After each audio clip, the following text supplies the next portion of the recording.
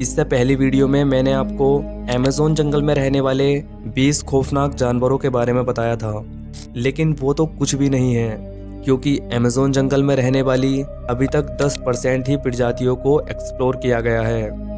आए दिन अमेज़न में नई प्रजातियां देखने को मिलती रहती हैं। अमेज़न जंगल दुनिया का सबसे बड़ा जंगल है, जिसे 7 देश बॉर्डर के जरिए आपस में शेयर करते हैं और इसका एरिया 70 लाख किलोमीटर स्क्वायर का है। और अगर आप इसे इंडिया से कंपेयर करेंगे तो इंडिया जैसे 2 देश इसमें आराम से फिट हो जाएंगे। जैसे हम समुद्र का काफ़ी बड़ा हिस्सा अभी तक एक्सप्लोर नहीं कर पाए हैं, ऐसे ही अमेज़न जंगल का भी काफ़ी एरिया है जिसे अभी तक एक्सप्लोर नहीं किया गया है। ये जंगल इतना घना है कि सूरज की रोशनी भी ज़मीन तक नहीं पहुंच पाती। तो इस वीडियो में आप अमेज़न जंगल की कुछ ऐसी मिस्ट्रीज़ के बारे में जानोगे जिसे सुनकर आप हैरान हो जाओगे।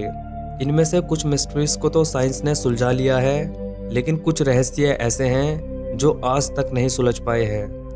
Number 8, city of gold. ऐसा कहा जाता है कि अमेज़न की आज तक की सबसे बड़ी मिस्ट्री है सिटी ऑफ गोल्ड, जिसे सोने का शहर या एल्डोराडो भी कहा जाता है। कहा जाता है कि किसी टाइम में यहाँ पर एक ऐसा शहर था जो पूरा सोने का बना हुआ था, जिसका राजा रोज सोने के पाउडर से नहाता था और अपना सारा सोना अमेज़न रिवर में बहा देता था।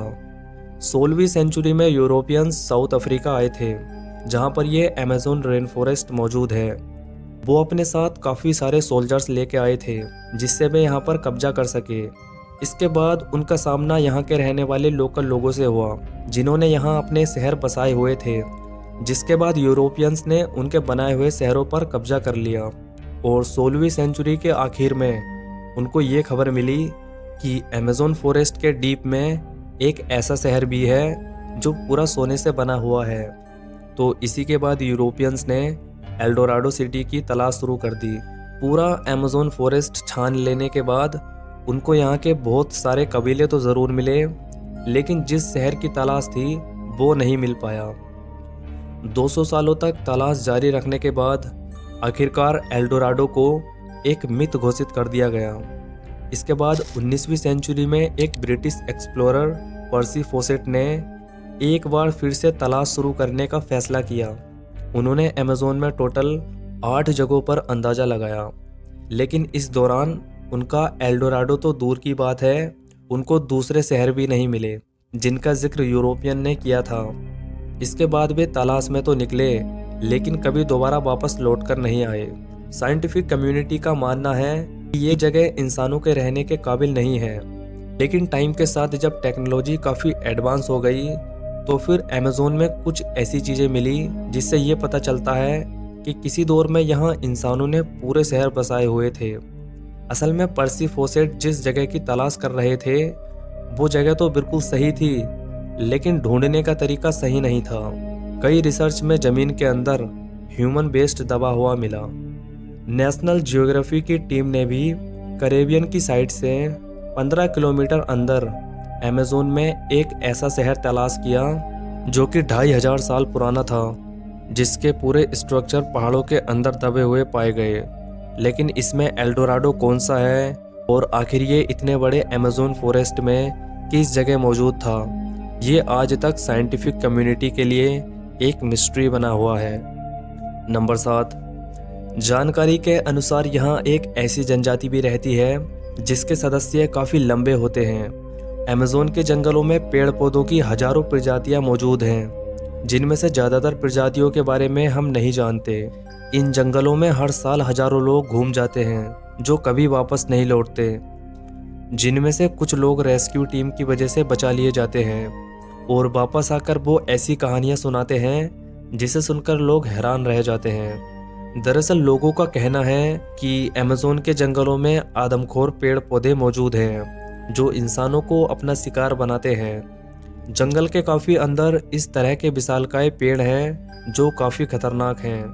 नंबर 6, अमेज़न के इस जंगल में काफ़ी ऐसे कबीले भी रहते हैं जिन्होंने आज तक बाहर की दुनिया को नहीं देखा है। इसके बारे में एंथ्रोपोलॉजिस्ट भी सही से नहीं जानते। इनमें से एक कबीला पिरिपकुरा के नाम से जाना जाता है, जो वेस्टर्न ब्राज़ील में रहता है। इस कबीले में पहले हजारों लोग रहते थे, लेकिन इस कबीले के बारे में हम भी 1998 के बाद से ही जान पाए हैं। जब पहली बार इनका बाहर की दुनिया से मिलना हुआ था तो उनकी लैंग्वेज से ऐसा लग रहा था कि शायद वे अपना दुख दर्द बताना चाहते हैं। रिसर्चर्स ने जब उनकी बातों को डिकोड किया तो जिससे ये मालूम पड़ा कि उनका कबीला पहले काफ़ी स्ट्रोंग हुआ करता था, लेकिन फिर कुछ कब्जा माफियों ने फॉरेस्ट में माइनिंग करने के लिए उनके तमाम दोस्तों को बुरी तरह से मार डाला, जिनमें से चंद लोग बच गए थे। ऐसे पता नहीं कितने और ट्राइब्स हैं जो अमेज़न जंगल के बीच अपनी दुनिया बसाए बैठे हैं। नंबर 5, मैरीकोक्सी।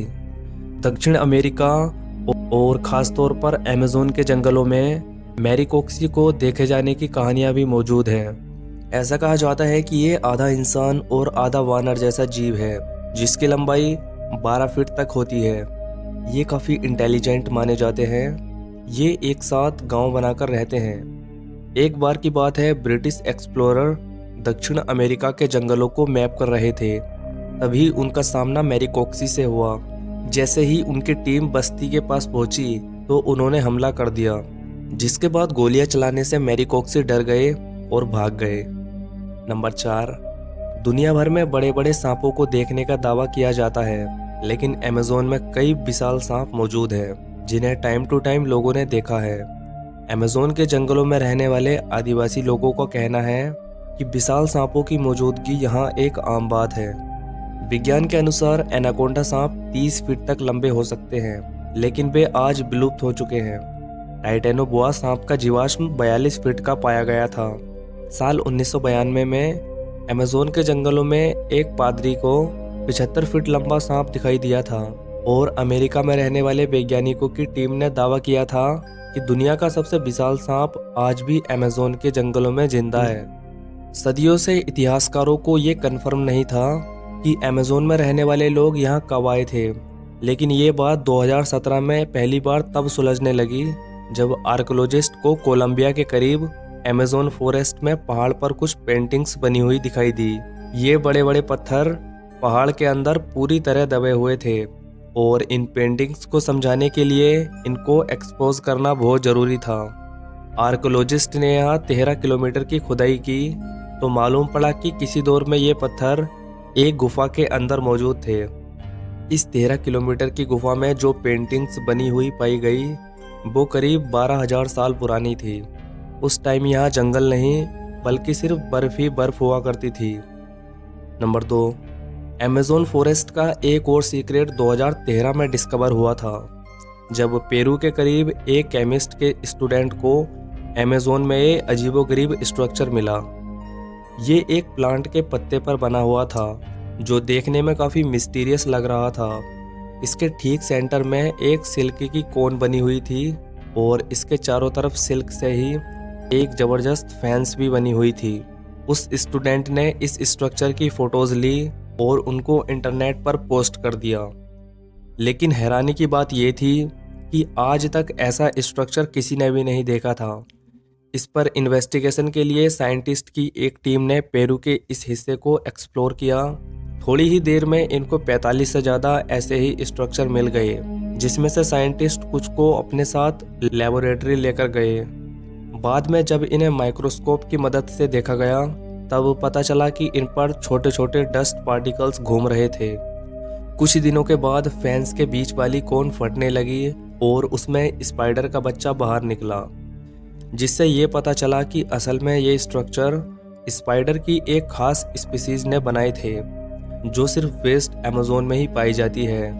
ये स्पाइडर अपने अंडों के आसपास फैंस इस वजह से बनाते हैं ताकि इसमें छोटे छोटे डस्ट माइल्स फंस जाए और जब उनका बच्चा अंडे से बाहर निकले तो उसके पास खाने के लिए कुछ मौजूद हो। नंबर 1, 2019 में साइंटिस्ट तब चौंक गए जब उनको नॉर्थ ब्राज़ील में अमेज़न फॉरेस्ट के मराजो आइलैंड पर मरी हुई हम्पबैक व्हेल मिली। और इसमें हैरानी की बात ये थी कि ये अमेज़न रिवर के करीब ज़मीन से ऊपर पाई गई थी। असल में ये 10 टन भारी एक व्हेल का बच्चा था।